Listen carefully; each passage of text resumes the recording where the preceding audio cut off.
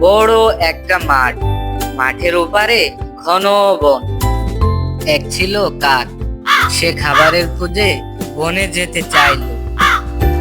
সে উড়তে শুরু করলো। উড়তে উড়তে তার খুব পিপাসা পেল।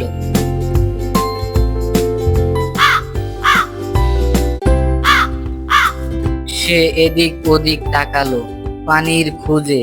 তখন একটা কলসি পড়লো তার চোখে।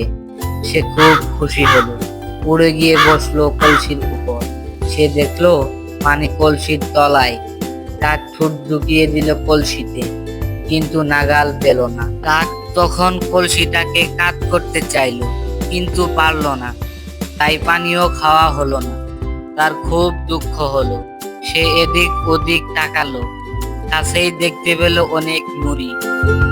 তার মাথায় একটা বুদ্ধি এলো। সে একটা করে নুড়ি আনতে লাগলো, ফেলতে লাগলো কলসির ভিতরে। কলসির ভিতরে একটা একটা নুড়ি পড়লো। তলার পানিও উপরে উঠতে লাগলো। এভাবে কাকটি অনেক নুড়ি কলসিতে ফেললো। এক সময় পানি কলসির মুখে উঠে এলো।